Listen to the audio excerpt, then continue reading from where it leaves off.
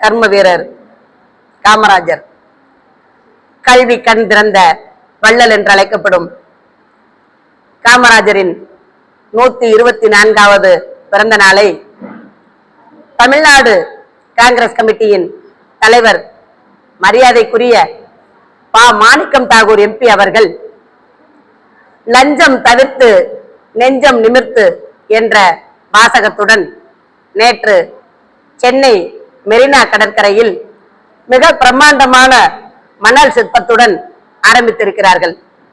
வருடா வருடம் தமிழ்நாடு காங்கிரஸ் கமிட்டி தலைவர் காமராஜரின் பிறந்த நாளை அவரின் திரு உருவப்படத்திற்கு மலர் மரியாதை செய்து பள்ளி குழந்தைகளுக்கு நலத்திட்டங்கள் கொடுத்து பள்ளி கல்லூரிகளில் விழிப்புணர்வுகளை ஏற்படுத்தும் விதமாக செயல்படுவோம். இந்த ஆண்டு தமிழகத்தில் நல்லாட்சி மலர்ந்திருக்கிறது. 60 வருடங்களுக்கு பிறகு ஆட்சியிலும் அதிகாரத்திலும் காங்கிரசிற்கு பங்கு கிடைத்திருக்கிறது என்ற ஒரு நல்ல ஒரு திருப்பு முனையாக அமைந்திருப்பதால் தலைவர் காமராஜரின் பிறந்த நாளை ஒரு வார காலத்திற்கு கொண்டாடுவதாக தமிழ்நாடு காங்கிரஸ் கமிட்டி தீர்மானித்து இன்று எங்களது தலைவர் சென்னையிலும் நாளை வேலூர் குடியாத்தத்திலும் பெரிய நிகழ்ச்சிகளாக நடத்தவிருக்கிறார்.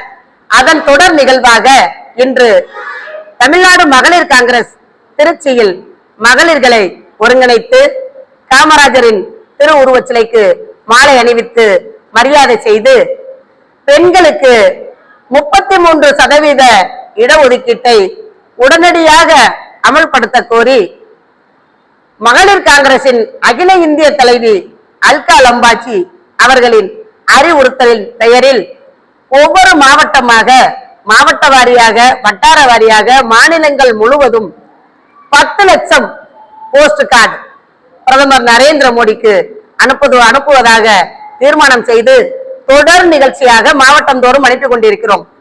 இதன் நிகழ்ச்சி வரும் ஜூலை 21 டெல்லி ஜந்தர் மந்திரில் லட்சக்கணக்கான மகளிர்கள் திரண்டு போராட்டம் நடத்தவிருக்கிறோம்.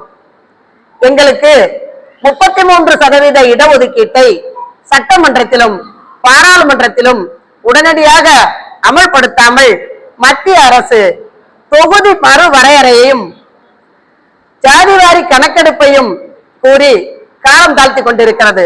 இதனை தமிழ்நாடு மகளிர் காங்கிரஸ் அகில இந்திய மகளிர் காங்கிரசின் வழிகாட்டுதலோடு வன்மையாக கண்டித்து மாவட்டம் வாரியாக பிரதமர் நரேந்திர மோடிக்கு 9133 என்ற நம்பரில் தொடர்ச்சியாக மிஸ்டு காலும் கொடுத்துக் கொண்டிருக்கிறோம். தொகுதி மறுவரையறையையும் ஜாதிவாரி கணக்கெடுப்பையும் காரணம் காட்டி காலம் தாழ்த்தும் மத்திய மோடி அரசை வன்மையாக கண்டித்து இந்நிகழ்வை தொடர்ச்சியாக செய்து கொண்டிருக்கிறோம்.